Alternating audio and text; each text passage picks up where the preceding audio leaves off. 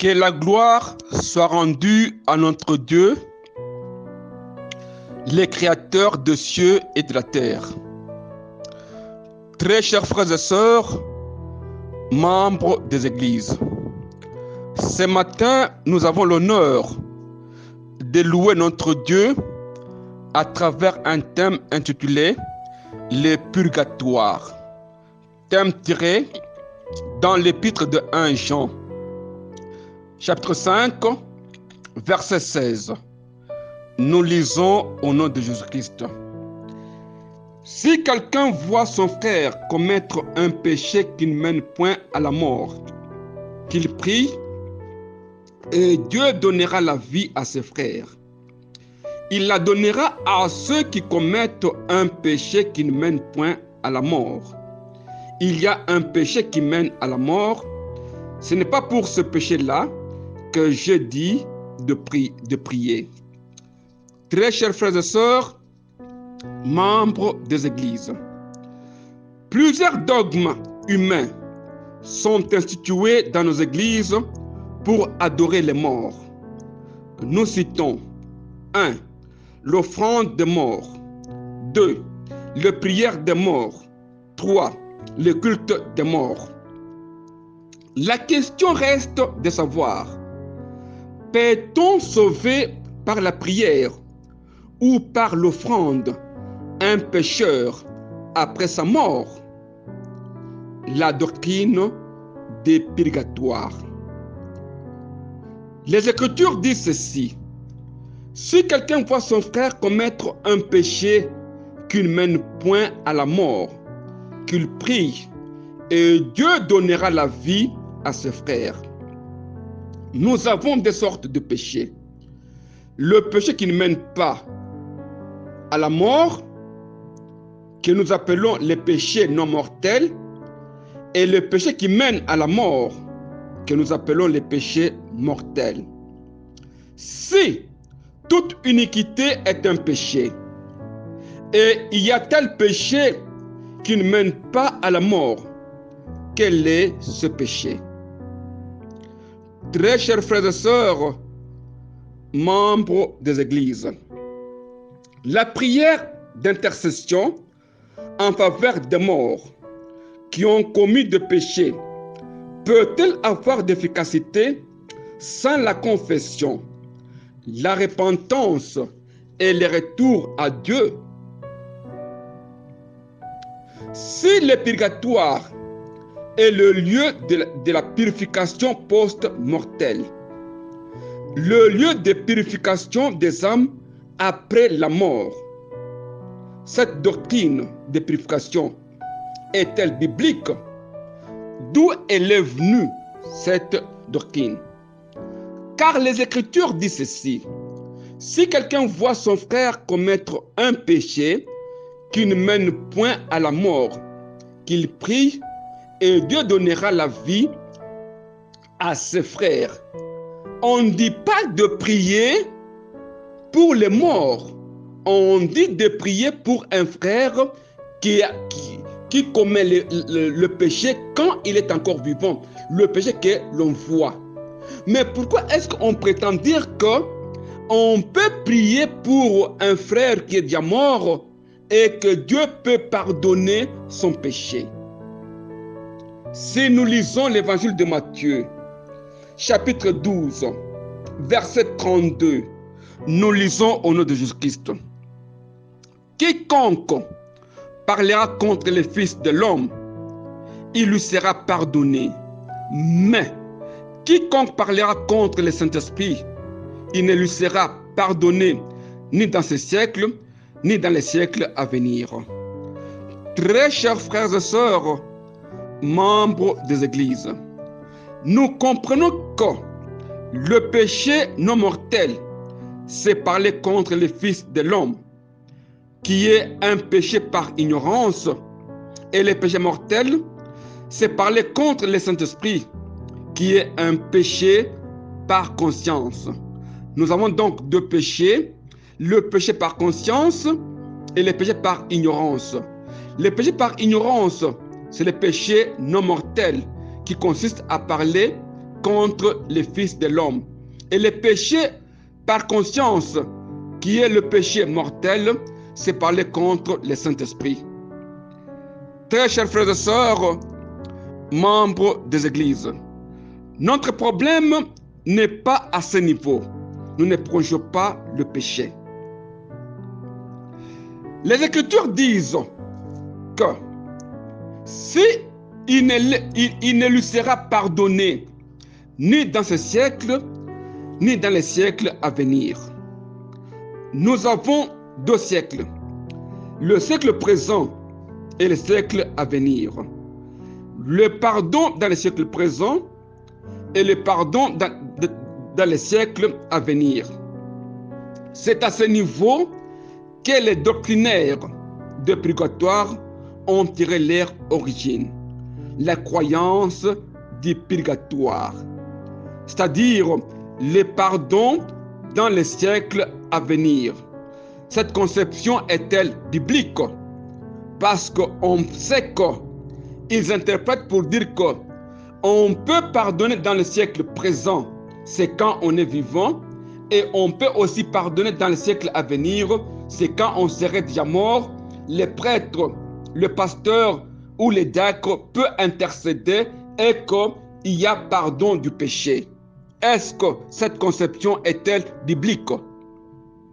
Si nous lisons l'évangile de Luc, chapitre 16, verset 23, nous lisons au nom de Jésus-Christ.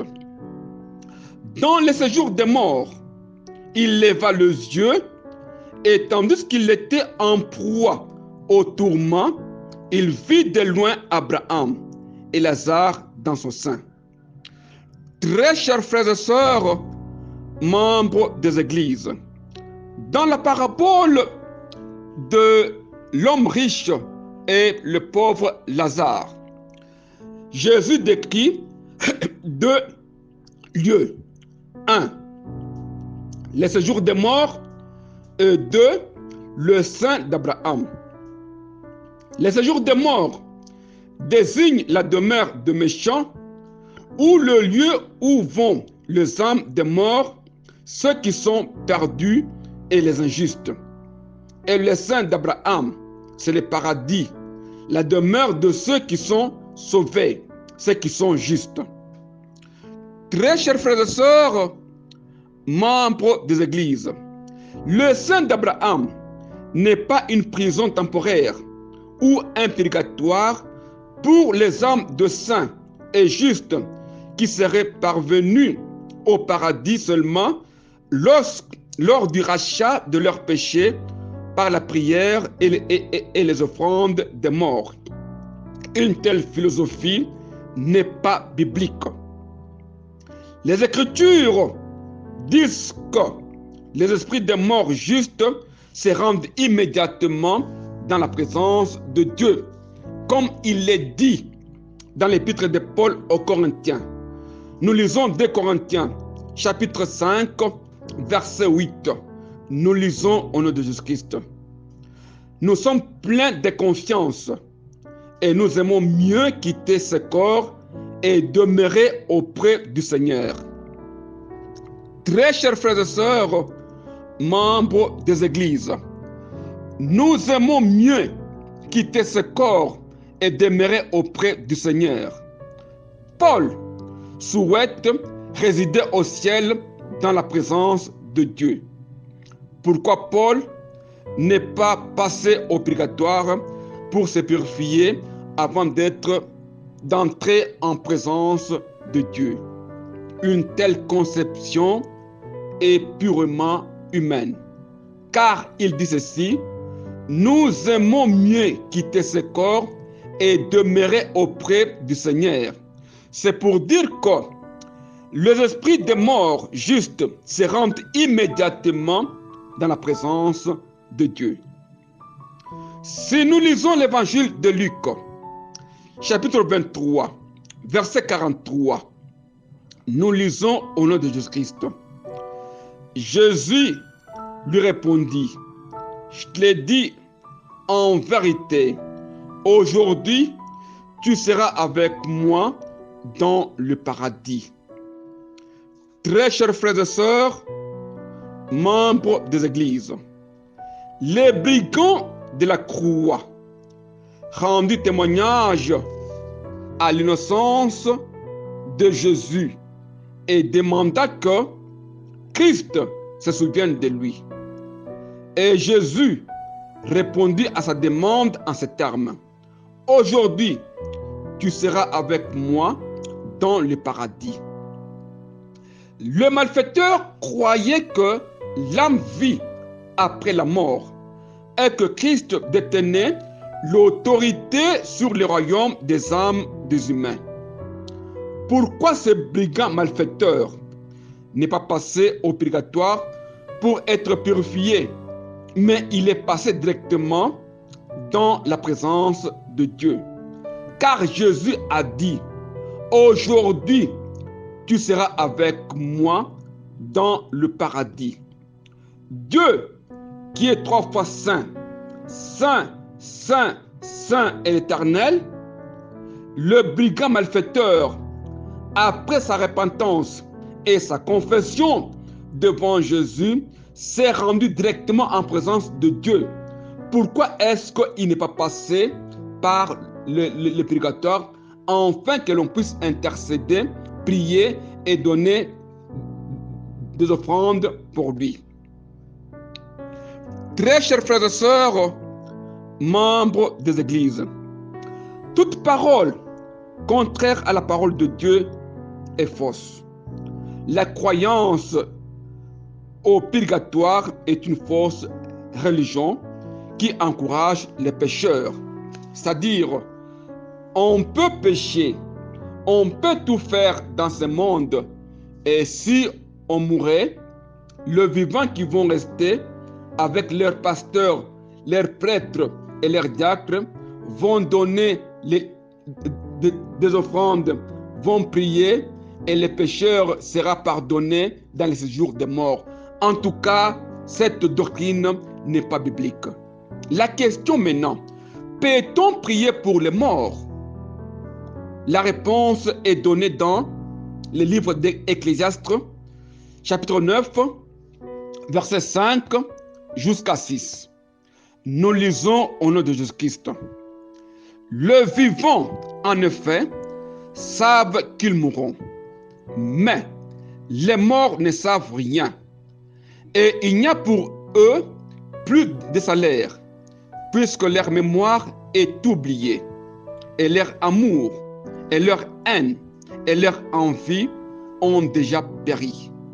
Et ils n'ont plus jamais aucune part à tout ce qui se fait sous le soleil. Très chers frères et sœurs, membres des églises, l'ignorance des morts. Les morts n'auront plus jamais aucune part à tout ce qui se fait sous le soleil. La prière des morts n'est pas écoutée par les morts. On ne peut pas aider les morts d'arriver au paradis ou expédier les morts au paradis s'ils ne sont pas préparés avant leur mort. C'est une fausse croyance. Si nous lisons le livre des Psaumes, chapitre 115, verset 17, nous lisons au nom de Jésus-Christ: ce ne sont pas les morts qui célèbrent l'Éternel, ce n'est aucun de ceux qui descendent dans le lieu du silence. Très chers frères et sœurs, membres des églises, s'il n'y a pas le culte dans les jours des morts, comment les vivants peuvent-ils prier pour les morts? Ce n'est aucun de ceux qui descendent dans le lieu du silence. Dans le lieu du silence, c'est dans les séjours des morts. Dans le lieu de silence, où il n'y a pas de bruit, où il n'y a rien qui se fait, c'est dans les séjours des morts. Alors, pourquoi est-ce que nous pouvons prier pour les morts? Car il est dit, ce ne sont pas les morts qui célèbrent l'Éternel, mais le vivant. Les morts ne savent rien. Leur mémoire est oubliée. L'amour, la haine et leur envie sont déjà péris. L'amour représente le bien qu'il faisait. La haine et l'envie représentent le péché qu'il faisait. Dès qu'on est déjà mort, chacun a son salaire, car on ne peut pas encore intercéder pour arriver à sauver les morts. Nous ne pouvons pas faire le culte des morts. La pensée d'un purgatoire est une illusion. Si nous lisons les livres d'Ecclésiaste, chapitre 9, verset 10, nous lisons au nom de Jésus-Christ. Tout ce que ta main trouve à faire avec ta force, fais-le, car il n'y a ni œuvre, ni pensée, ni science, ni sagesse dans les séjours des morts où tu vas. Très chers frères et sœurs, membres des églises, avoir l'autorité de prier pour les morts pécheurs, pour les faire sortir du purgatoire et les faire entrer au paradis, quand les morts eux-mêmes n'ont pas la conscience de reconnaître leurs péchés, est une illusion. Ce n'est pas vrai. Il n'y a ni œuvre, ni pensée, ni science, ni sagesse dans les séjours du mort. Alors, nous ne devons pas prier pour aider les morts à quitter les séjours des morts et entrer au paradis. Une telle conception n'est pas biblique.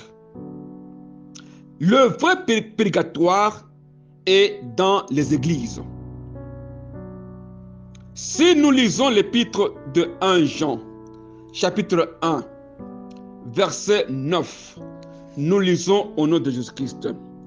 Si nous confessons nos péchés, il est fidèle et juste pour nous les pardonner et pour nous purifier de toute iniquité. Très chers frères et sœurs, membres des églises, confesser nos péchés signifie reconnaître nos péchés et les abandonner. Dieu purifie ceux qui confessent leurs péchés. Les morts peuvent-ils aussi confesser leurs péchés après la mort? Nous disons non et non, car la confession et la reconnaissance par les hommes de leur état de pécheur et de leur besoin d'être pardonnés et être purifiés. Alors, le vrai purgatoire est l'Église. Si nous lisons l'épître de Paul aux Corinthiens, 2 Corinthiens, chapitre 7, verset 1, nous lisons au nom de Jésus-Christ.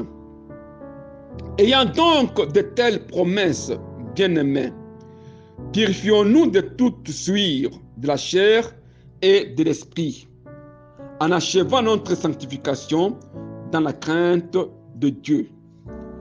Très chers frères et sœurs, membres des églises, la purification est l'action que chacun doit accomplir dans sa propre vie et non pas après la mort.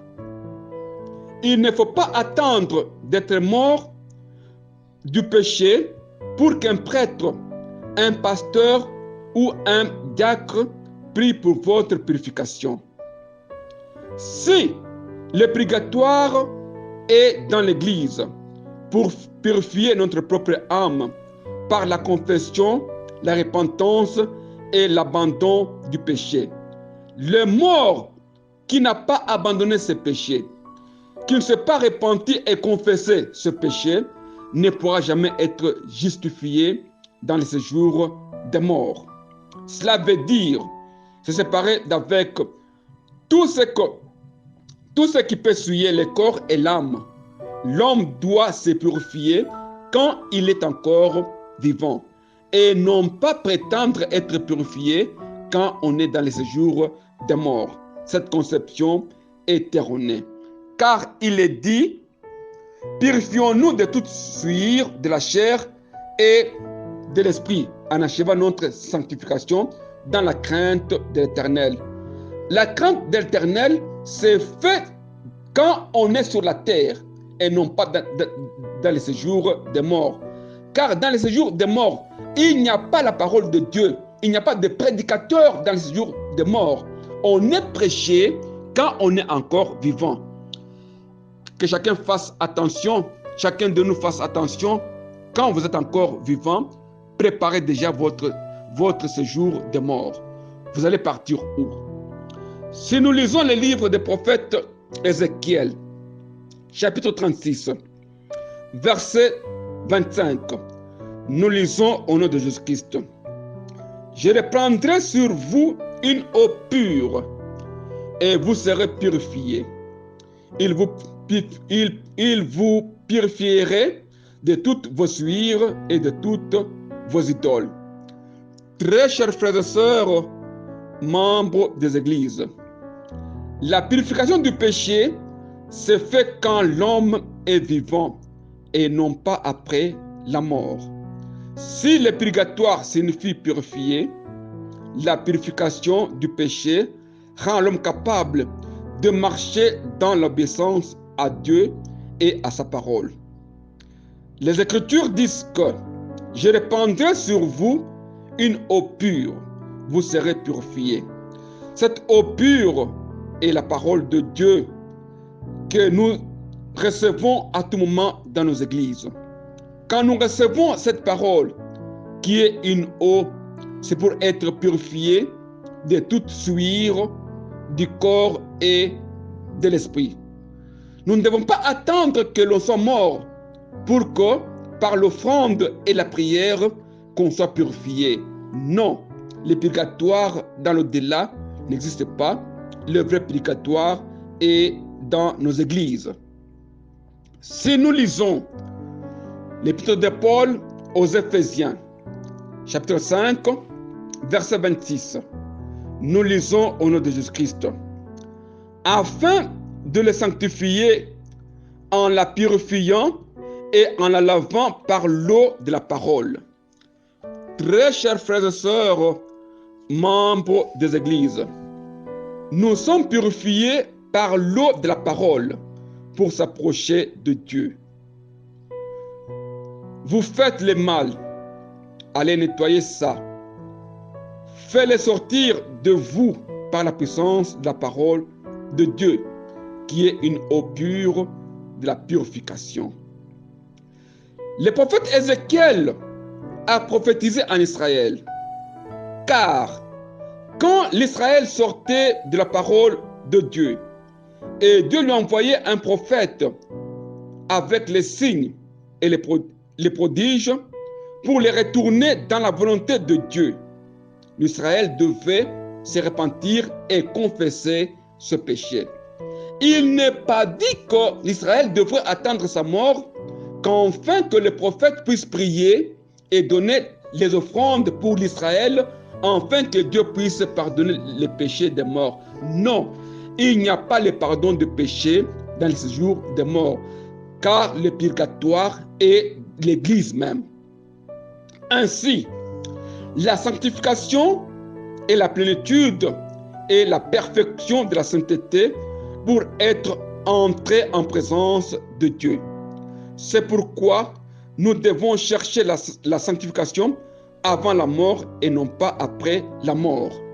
Car Paul a dit ceci: je vous purifierai de toutes vos souillures et de toutes vos idoles. Et qu'on est purifié par l'eau de la parole pour achever notre sanctification. Si nous lisons le livre des prophètes Daniel, chapitre 12, verset 10, nous lisons au nom de Jésus-Christ. Plusieurs seront purifiés, blanchis et éprouvés. Les méchants feront le mal et aucun des méchants ne comprendra. Mais ceux qui auront l'intelligence comprendront. Très chers frères et sœurs, membres des églises, Les méchants feront le mal et aucun des méchants ne comprendra. Si les méchants ne comprennent pas la parole de Dieu quand ils sont encore vivants, comment peuvent-ils être sauvés après leur mort? Car il est dit ceci: plusieurs seront purifiés, blanchis et éprouvés. Mais les méchants feront le mal et aucun des méchants ne comprendra la parole de Dieu. Quand on prêche, ils ne comprennent pas pour se repentir, car la purification doit se faire dans les églises. D'ailleurs, c'est l'église qui est le vrai purgatoire. Très chers frères et sœurs, membres des églises, nous avons 3 dimensions. La terre, qui est l'habitation des hommes, le ciel ou le paradis, qui est l'habitation des justes, et le séjour des morts, qui est l'habitation des méchants. Il n'y a pas le purgatoire. Le purgatoire n'existe pas. Le purgatoire, c'est l'Église. Toute parole contraire à la parole de Dieu est un dogme humain. Or, les dogmes humains et la prétention que le purgatoire existe et que l'on peut prier pour amener les morts justes vers le paradis, cette conception est erronée. Il n'y a pas de péché véniel que l'on prétend peut-être que avant de mourir, l'homme avait regretté, l'homme n'a pas accepté la mort. Alors quand il est mort avec l'imperfection, alors on peut prier pour lui afin que Dieu puisse l'accepter, entrer au paradis. Telles conceptions, ce sont des conceptions démoniaques qui ne sont pas bibliques. Très chers frères et sœurs, membres des églises, ce matin, c'est votre frère, l'apôtre missionnaire Taylor Kankonde Kalomba. Je vous remercie au nom de Jésus-Christ.